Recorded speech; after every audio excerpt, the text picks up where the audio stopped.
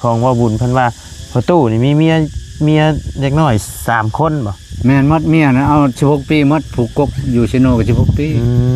ผู้นี้ก็16ปีเอาโดยผู้นี้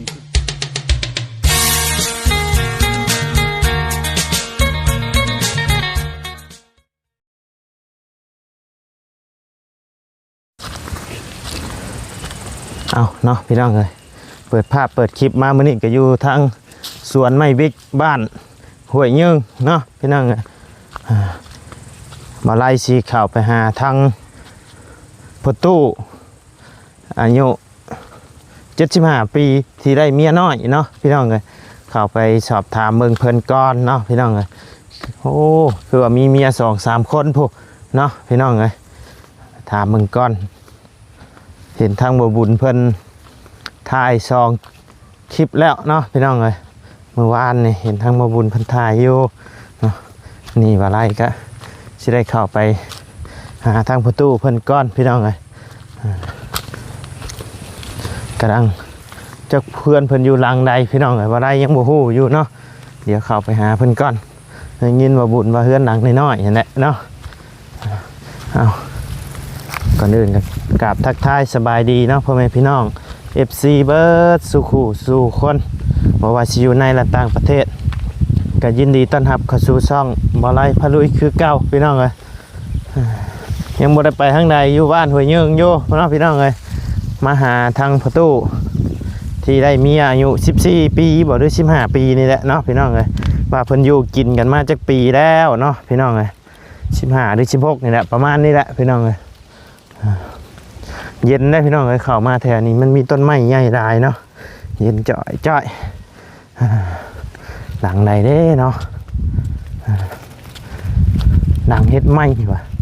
เฮือนก่อนี่บ่หรือจังไดเนาะพี่น้องเอ้ยเฮือนก่อนี่บ่มันอาจจะแม่นนะว่าหลังมาผากระจาดเนาะพี่น้องคุณบอกดังตัวนั้นน่าจะเป็นดังนั่นเนาะครั้งแรกของบ่ไล่พี่น้องเอ้ยได้ที่ได้เข้ามาเนาะเข้ามาหาทางประตูเพิ่นทางทีมงานก็เข้ามาหาหลายคนแล้วเนาะเดี๋ยวประตูเพิ่นอยู่เฮือนอยู่บ่เนาะเข้าไปเบิ่งก่อนพี่น้องเอ้ยไปเดี๋ยวเข้าไปหากันก่อนเพิ่นก่อนพี่น้องเอ้ยไปพี่น้องเอ้ยนี่แหละเพื่อนของประตูเพิ่นเนาะพี่น้องเอ้ย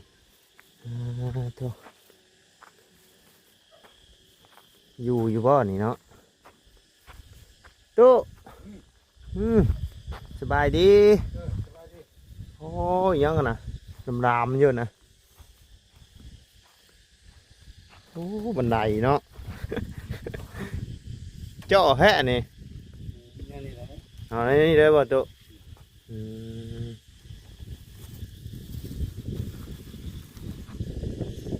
ลงมาลุมพี่ตู้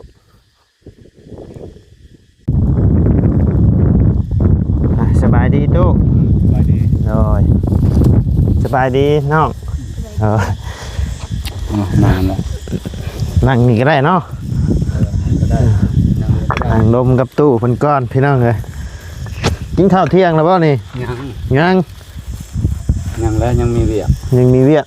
สิไปเวียกยังนะเวียกชุบเจ้านี่แหละเอาซะเอาเฮ็ดมาผ่าใบแกงแล้วตู้เด้อโดยซื้อเฮ็ดมาผ่าตู้เพิ่นได้ยังกินข้าวคือว่าแล้วตู้นี่เห็นแต่พายปืนเนาะในเป็นยิงนกยิงนูแล้วโมมีวะไปก็ไปชื่ออันนี้บ่ที่ว่าเมียน่ะตู้มีแล้วเมียในเมียเห็นทางคลิปบ่บุญในเมียอายุ16บ่16ปีเนาะเห็นทางคลิปบ่บุญเพิ่นมื้อนั่นแหละมื้อวานนี่เนาะพี่น้องวันนี้เลยเห็นบ่บุญเพิ่นสัมภาษณ์เป็นสัมภาษณ์เจ้าบ่สัมภาษณ์เมียค่อยเลยบ่ายโมงเนี่ยยังไม่ได้กินข้าวเที่ยงอยู่เนาะยังกินแล้วเสียเจ้าก็ได้ ยังคือกัน เจ้าก็ยังนั่นแหละเจ้าก็เฮ็ดแต่เช้าบ่ได้ ยัง มา คือ ใส่ โดย บ่เป็นหยังหรอก กินยำอะไรก็ได้นะตู้เนาะ มีอยู่กินแต่เช้าก็ปั่น โดย หนึ่งยามได้ปั่นยามนั้นจกยามนั้นเขาเยือนเขาเอง ให้ชวนเจ้าบ่ได้บ่นี่ตู้ที่อันนี้ข้าง ดินนี่ดินพ่อแม่เพิ่น ๆอ๋อแต่ว่าเจ้าเป็นผู้เฮ็ดบ่นี่ เฮาก็ทางน้ำเพิ่นทางน้ำกันกับเพิ่นนั่นแหละ ได้เฮ็ดนํกัน อันนี้ก็เพิ่นให้อยู่ โดย ขาย อยู่ ขายบ่ได้ดินบ่เฮาอยู่นี่ก็ได้ อยู่กับลูกกับเมียมาจักปีแล้วนี่ตู้ นี่ก็ประมาณปีปลายหน่อยเนาะ ปีปลาย เอาเพิ่นนี่ปีปลาย2ปีนี่แหละ ปานนั้น โดยโดย อยู่ก็เมียเก่ากันนี่เด้เฮือนเมียเก่าช่างให้เพิ่นเฮือนข่อยแล้วเฮ็ด เพื่อนหลังก้อใหญ่เลย โอ้ เมียผู้เก่าป้าแล้วนะ เมียผู้เก่าปะแล้ว ได้ลูกหนึงได้ลูกกับ ลูก ผู้ชาวหน่อยนี่ อืม ลูกนะ ได้ลูกหนึง นี่แล้วค่ามันมูลค่ามัน46ล้าน ม ข่อยเฮ็ดปีหนึง2018 โดย ยืมเงินธนาคารกิจกรรมเมืองสกลนี่ โดย 46ล้านได้แต่บ้านประตูบ่ได้นี่เขามันไปเฮ็ดต่อนี่เมียเก่าไปเฮ็ดต่อบ้านประตูนี่บ้านประตูนี่ก็มันเกาะออกพุ่นน่ะเกาะต่อ มันเกาะเองมันน่ะนะ โดยโอ้ นั่นแหละ เฮ็ดเพื่อนหลังมึงใหญ่แล้วปะแล้วมาเอาผู้นี้บัดนี้ ป้าไว้ให้ลูก อืม ต้นลูก มีลูกจักคนนะ ผู้เดียวน่ะ ผู้เดียวแต่กับผู้นี้ได้ซะ ยังแล้ว ยังบ่มี ใช่ อืม คนคือพญาติแน่ก็คนปัว อ๋อ พ เพิ่น ญาติมันยิ่งพญาติหมดลูก อืมโดยคันเกี่ยวกับมดลูกนี่ได้ลูกได้เต้าก็ยะอย่าได้ในตู้เนาะ นี่ผู้นี้ก็ปัวน้ำแม่ผู้นี้จังได๋ อืม หมดช่องปีก็ยังบ่ได้อันนี้ โดยคือได้ยินทั้ง อย่า คือได้ยินทั้งคลิปของว่าบุญเพิ่นว่าพอตู้นี่มีเมียเด็กน้อย3คนบ่ แม่นมัดเมียนะเอา16ปีมัดผูกกกอยู่ชิโนก็16ปี อืม ผู้นี้ก็16ปีเอา โดยอืม ผู้นี้15ปี16ปีสิเขา แสดงว่าผู้นี้นี่เอาแต่อายุ14 15นี่เนาะอืมโดย อันนี้ลูกสาวแล้วหั่น ลูกชาวจะว่าอัน อันนี้ได้เต้นยัก เออ ๆลูกผู้นี้แหละลิ้นกระหมู ลูกผู้ที่ปะนี่บ่ อันนี้แหละ คืออยู่ใกล้กันแท้สตุ เอาใกล้ก็สิเป็นหยังเว้ยบ่ได้แม่นศัตรูกันนะ บ่แม่นบ่ เขาก็ล่มกันเขาก็ถือกัน ถึกฮักแพงกันอยู่เนาะ เขาแข่งกันนี่ อ่า ความขี้ดื้ออยู่นะ อืม ลูกสาวเพราะมาเฮือนเพราะทำกินแต่ขนมนะ เพิ่นก็มาหาเจ้าอยู่บ่ พุ่นน่ะฮะ อันลูกชาว โอ้ เจ้า มาลูกสาวชาวโทรศัพท์อยู่ตลอด เลยเอาเฮือนดังก่อนยังบ่มีบ่ซะ มีนี่นั่นเด้อันนี้แผ่นนั่นน่ะ เออ แห้งใหญ่ลงเขาหม้อไฟก็ใหญ่หม้อไฟมันจะเพ่แล้ว อ๋อ บ่อยากอยู่ไฟแล้ว เลยคือว่าบ้านนี่ยังบ่มีไฟผ้าเข้า บ่ ดูเนาะ ไฟผ้านี่น้ำนี่เขาเจาะน้ำบาดาลน่ะช่องชำบอนก็บ่พอกินดอกน้ำหยอกอันนี้นะ ทั้งประตูนี่เป็นทหารบ่ ทหารนี่ ทหาร เป็นทหารแต่ปี1973 ได้ออก แต่น้อยๆนะ ได้ปลดกินเวียบำนาญแล้วตอน กิน นี้ เบียร์บำนาญได้5ปีแล้ว อ๋อ นี่เป็นทหารของพลที่4นี่อยู่เชโนนี่ โอ้ อยู่กองพันสื่อสารน่ะ ก็อยู่ บัญชาอยู่หั่น ลูกก็อยู่เซโนคือกันอยู่บ้านโคกใหญ่ เอ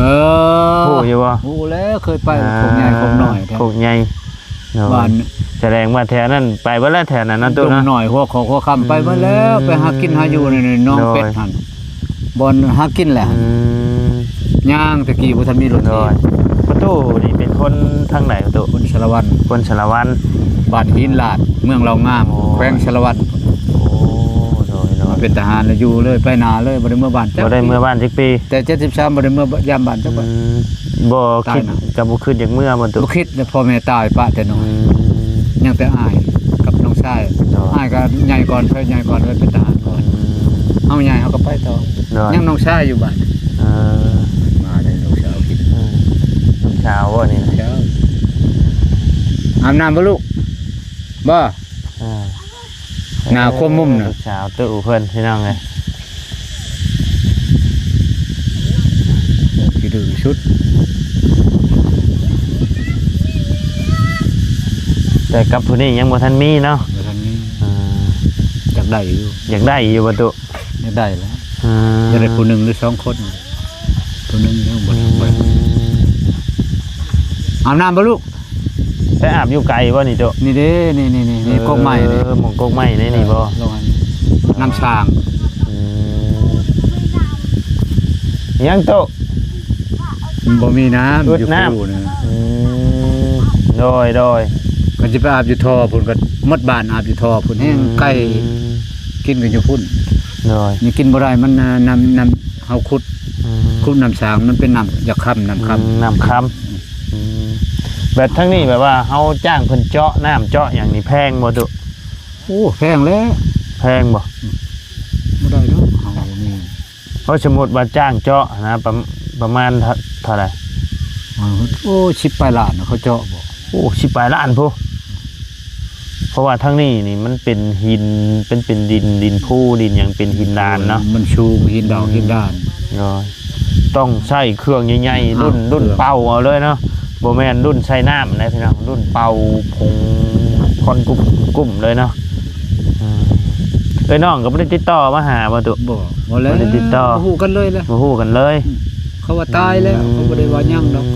เขาแจกเขาแล้วเพิ่นทางบ้าน ทหารข้าวตะกี้ไปเรื่อยๆแล้วเนาะตุเนาะ เขาแจกเขาก็หลายคนน่ะไปแบบข่อย อ๋อ ไปแต่น้อยเป็นทหารน่ะบ่เมื่อยามบ้านยามเมืองเขาทำงาน อ๋อ แจกเขาแล้วโผล่มากก็มีบางคนโผล่เมื่อบ้าน ตะกี้เอาอยู่เซโนบ่จ้ะนะเอาเมียนะ เอาเมียอยู่เชโนเมียกก เมีย ก็เป็นทหารอยู่ของพลที่4เชโนเลยของพลที่4 และเฮ็ดจังได๋มาอยู่บ้านนี่ซั่นนี่ มาอยู่บ้านนี่มาอยู่น้ำเมียนี่ ไปพ่อกันอยู่ไสน่ะ เมียนี่พ่อเชโน พ่อ เมียนี่พ่ออยู่บ้านนี่ เมียผู้นี้ก็พ่ออยู่เซโน บ่อยพ่ออยู่บ้านนี่เมีย บ่เมียผู้จะปะ อยู่เชโนมันไปลินน้ำพี่น้อง อ๋อ ติดกันอยู่ อืม ไปบุญน้ำพี่น้อง โน่ย มันมีพี่น้องมันอยู่ห้องมอเลยเก่าเด้ อ๋อ ผู้นี้พ่ออยู่พี่บ้าน โดย ป้าผู้นี้เอาผู้นี้ต่อ โดย ป้าผู้นี้จักสิเอาไผบัดนี้เฒ่าแล้วบ่มี คันสมมุติปะยังสิเอาอีกบ่ตุ ยังเอาหั่นแหละ บ่ว่าก็ยังสิปะอยู่เนาะก็ ก็บ่อยากป้าแล้วยันเราป้าก่อนฮะ บ่ปะแต่ว่าเนาะอยู่มากันปานนี้เนี่ยปีสิเข้าปี2ปีแล้วก็หักแพงกันดีอยู่แต่ว่าเนาะเดี๋ยวนี้ก็ พิษเทียมกัน เพิ่นก็คือสิบ่ปะดอกเนาะคันเพิ่นบ่ฮักเพิ่นก็คือสิบ่อยู่น้ำฮอดปานนี้ดอก ดูวันนี้เย็นดีเนาะวันนี้เนาะ โดยเย็นนะ แต่ว่าคันมันบ่เข้าบ่จูนให้นี่เย็นได้อันนี้มันลมมันห่อนมันมา โดย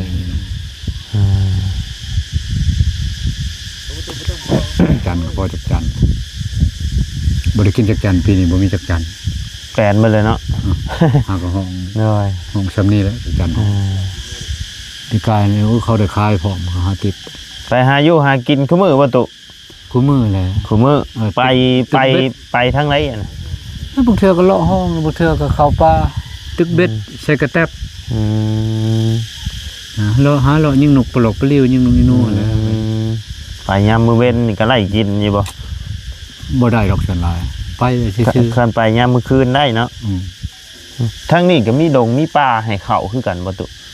มีก็ไกลผู้ต้องผู้บนจีนทางเลยนะ เจ้าก็เคยไปอยู่บ่ เคยไปบ่หลายเทื่อเดือนยาโวยกะทิเขาห้องกะทิบนจีนทาง บ่คืออยู่ทางบ้านทางบ้านหยังทางบ้านไอ้เฮาผู้เนาะทางเซโนเข้าไปทางนั้นเข้าไปลงทาง เชโนมันก็ยังหมดบนหาเลย ทางบ้านส่งที่ได้ตุเคยไปบ่ ทางไหนบ้านช บ้านส่งบ้านโพนซิมบ้านซอกนี่นะ โอ้บ้านพุทธชิมนี่ โดย ไปลิ้นมันไปหากินบ่ได้ไปหรอก โอ้เขาป่าหนูวายลายได้ด้วย มีได้ทางนั้นที่โอ้ยหากินมีแต่แถวนะน้องเป็ดหันส่วนห โด ลาย น้องเป็ด เขาตันเขื่อนนั่นเด้ หาปลาได้ติ เมื่อป้าและส่วนหลายป้าก็การนู้กันยังก็ดงน้อยหันอยู่มันต่อน้องมันมีดงในทางนั้นบ้าน โดยตู้มาอยู่พี่ได้จักปีได้ใช่ตุ 5 ปีเลยได้ 5 ปี ทั้งแม่พุ่นน่ะ5 ปี ตะกี้อยู่เชโนเนาะ เชโนทหารเชโน ทหารเชโนโดย ของพันเชชาตินั่น เจ้าโหบ้านโคกใหญ่เนาะ โดยบ้านโคกใหญ่บ้านโคกใหญ่เบิดเด้อเด้อนี่ เอาแล้วคือพากันไปแบบนี้ โดย หมักเนาะ โดย นี่บอลกินบอลอยู่นี่อยู่ใช้ พักอยู่ พักอยู่ใช่ เชฟโปนอยู่โรงแรมเวียงชัยเช่าห้องอยู่โดยเพราะว่าไป แม่น ไปแต่ละบ้านไปก็ไปแต่ละไปหมองนั่นหมองนี่ตัว แม่น ขึ้นมาแต่ละเทื่อกับบางเทื่อก็สิปลายมือกลับเมื่อบ้านบางเทื่อก็หา6 มื้อกลับเมื่อบ้าน โรงแรมเลียงชัยเนาะ โดย บ้านพักอยู่บ้านพักแล้วเนาะไป โดยอยู่บ้านพัก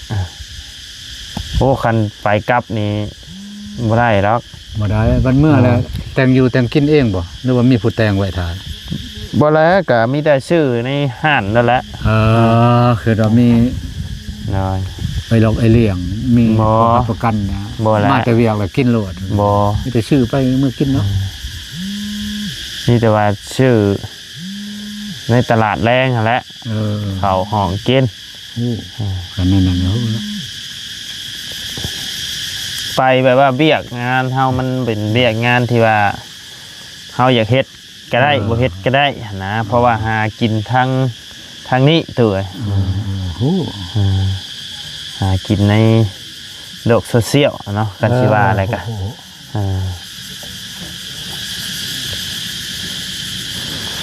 ไหลบ่นี่เนาะเบิ่งกันอัน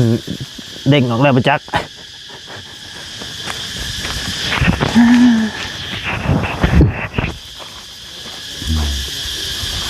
โซเชียล ได้แล้วระวังแต่ตึ้มแถวนั้นแล้ว บ่มีดอก บ่มีบ่ยันว่ามีตอกกันตึ๊บ บ่มีเลยเฮาบ่ แถวนี้หลายได้แถวนี้เนาะตู้เนาะเพิ่นมาตรวจเพิ่นมากวดบ่ได้บ่แถวนี้ บ่ บ่มีบ่ กดบ่มีดอก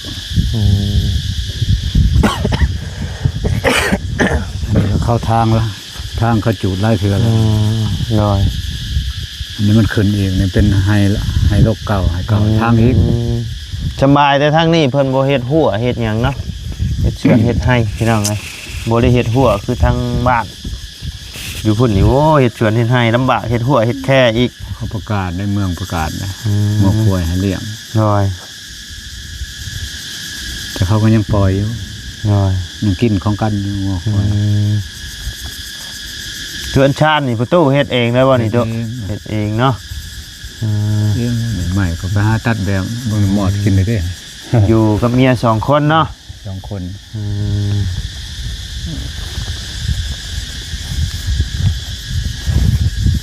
เห็นแต่ทางบ่บุญเพิ่นถ่ายมื้อนั้นว่าทางน้องเพิ่นว่ามีผัว75 ปีบ่เจ้าน่ะตุแม่นเนาะ อยู่นั่นน่ะบทบันทึก75 ปี 75 ปี คือคอยก็อายุคอยก็กำบ่ได้ปานใดนะ จำบ่ได้ เขาทหารเขามีแต่ขาดกะเอาขาดกะใช้ประวัติอยู่ในกระทรวงขาดใช้มาเลยหั่นน่ะเฮาพ่อแม่บ่ได้บอกว่า น้อย บ่มีใครบอกว่าอายุเฮามาเป็นทหารเฮากำหนดเอาเลย มีแต่เขียนแท้เด้อเนาะ เขียนใช่แล้วเอาเลยตอนนั้นเป็นตัวตั้งเลยบ่ว่าลายเถื่ออีก น้อย นี่นะ70ปลายนี่แหละ75นี่บ่เกินแล้วบ่รุดแล้ว แต่ว่าเบิ่งนี่ก็ฮอดแล้วบ่70ประตู จะเบิ่งก็สิบ่ฮอดบ่ เบิ่งก็ยังสิบ่ฮอดแล้ว70กัน70นี่โยรุ่นดังกงเลยได้ชั่วมื้อนี้เนาะตุ ข่อยมันคนออกให้งานดูคนฮัดกายอยู่ทหาร คือว่าแล้วเนาะคนออกกำลังกาย ข่อย กับ มาอยู่ คน นี่ ออกกำลังกาย ต่างได้ข่อยมาอยู่นี่5ปีแล้วยาตกท้องข่อยบ่มีจักเม็ดนะเป็นเจ็บเป็นไข้บ่นี่นั่นสุขภาพข่อยนะ หรือว่ามียาดีกินบำรุงบ่ตุ บ่มี บ่มี เบิ่งคนในบ้านนี่รุ่นข่อย70ปลาย60ปลายนี่ก็โชว์ก็เชแล้วย่าง ก็นั่นแหละลูกยังว่าย่างหลังกงเลยได้ตู้เอ้ยคันใน70ปลายปีแต่ลูกนี่3ได้ ข่อยนี่แบกเข้า50โลยังได้อยู่ โอ้แต่ลูกนี่อัน3ได้30มันก็ยัง 30ปีบ่จ้ะ แม่น 30ปลายบ่ 31 วงนั้น ก็สิ ก็ยังเจ็บอ่อนๆแอดๆแล้วเดี๋ยวนี้ มันขึ้นกับสุขภาพ โดย คน เคยแบบว่าไปตรวจโรคตรวจหยังอยู่บ่ตุ บ่ อย่าแบบว่าในแบบเฮาเป็นทหารแต่ยังเนี่ยเพิ่นให้ตรวจโรคตรวจหยังหันนะ บ่แต่สมัยทหารเพิ่นแม่นแท้ ตรวจเคยตรวจเคยพ่ออยู่บ่ตุ บ่มี บ่มีเนาะหันแห้งในประตูเพิ่งหน้าแดงเป่งๆเนาะอ่า ก็ธรรมดาก็เริ่มแล้วเริ่ม โดย อยากอ่อนเพลียแล้วจะ อ่า อยากเมื่อยบ่แม่นอ่อนเพลียเฮ็ดเวียกหลายนี่รู้สึกอยากเมื่อยตะกี้นี่โว้ยเมื่อกี้ที่หามือลังไปรับจ้างเขาทางให้เวียงชัยนี่ โดย ดินเวียงชัยชื่ออยู่พุ่น เจ้าของเวียงชัยนี่ก็ยังเฮ็ดชวนเฮ็ดให้คือกันบ่ตุ เฮ็ดมันก็มีคนเฮ็ดมันเอาเงินเฮ็ด เอาเงินเฮ็ดเนาะ ทางปลูกไม่วิกนะมันชื่อดินพกกะโลนี่ โดย 6 เฮกตาร์นั่นไปประหันแล้วมันมีนายหนามันโมแออยู่บ้านนี่ โดย มันโมแอมันกินเงินเดือนบ่เวียงชัยนี่มันพาไปเฮ็ดแล้วไปทาง ปลูกมีวิกหลายเนาะแถวนี้เนาะ ช่อง3มื้อหลังนี่มื้อ1 500,000สิตายพักกินข้าว12 โมงพักกินข้าวกินน้ำน้อยเดียว โดย หมดชั่วโมง1 โมงต่ออีก แต่ละมื้อละเว้นเฮ็ดเวียกเฮ็ดงานยังสิตุ มันเฮ็ดเรื่องแล้วจอกๆแจ๊กๆทางนี้ทางป่าทางยังนี่เชี่ยหญ้าเชี่ยหยัง ทั้ง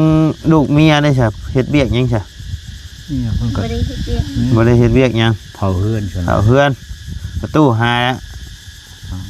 เองเนาะ เองเฮ็ด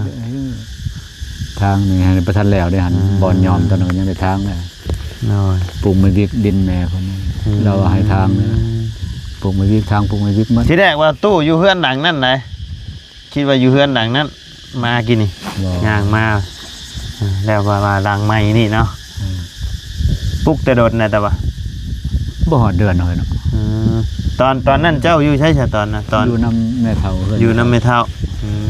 ในเงินในคำมาปลูกอยู่นี้บัดนี้ ปลูกลุงฮะปลูก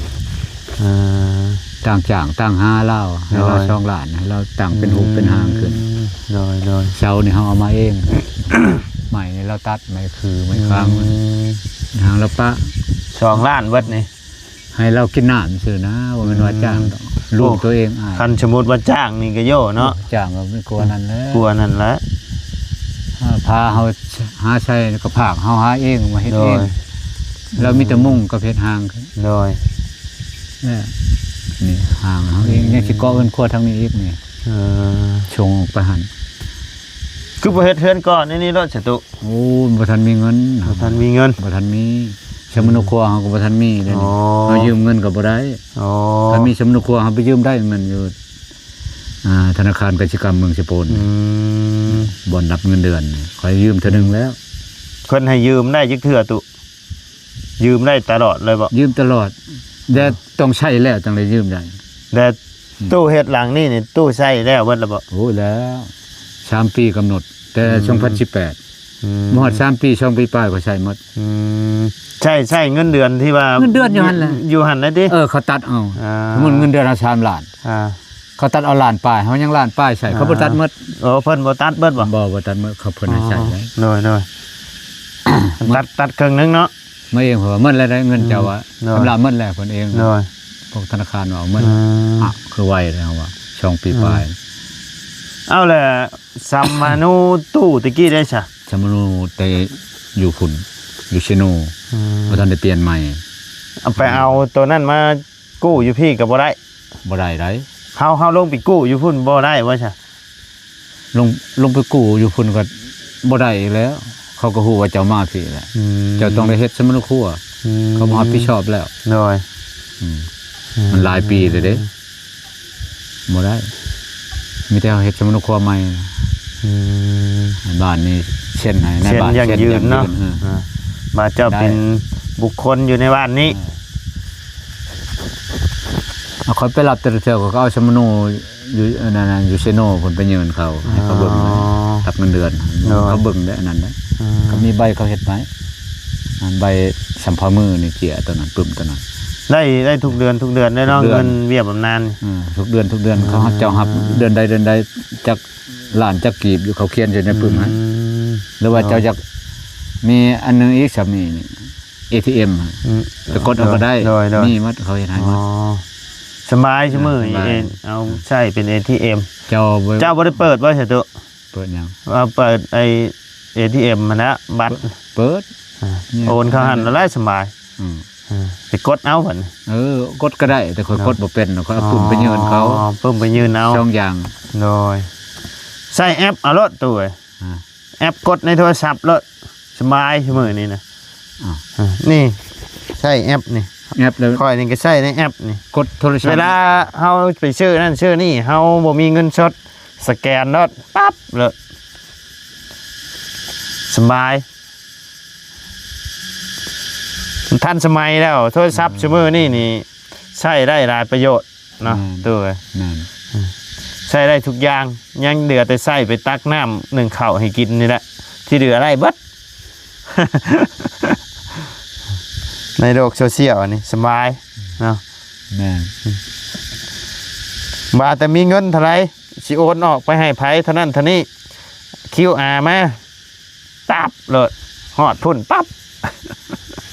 สบาย เอาอยู่ฝุ่นปั๊บแล้วเนาะ แมน มันมีหมดทั่วประเทศเด้ โดย ทั่วโลกเนาะ ทั่วโลก ประเทศ ไทยโอนมาลาวลาวโอนไปไทยได้เบิดเฉยมือนี่ แต่ว่าเสียค่าธรรมเนียมเด้ โด เนาะ ยเสียค่าธรรมเนียม ค่อยเพิ่นรับแต่ละเดือนเสียค่าธรรมเนียมเหมือนกัน โดยไปเอาในธนาคารบ่ ธนาคารตัวธนาคารเนาะ โดยโดย มันเขียนธนาคารกิจกรรมเมืองเซโปนอยู่ต่อหน้าทางเขาเห็นบ่ โดยเห็นอยู่ธนาคารเนาะ อ่า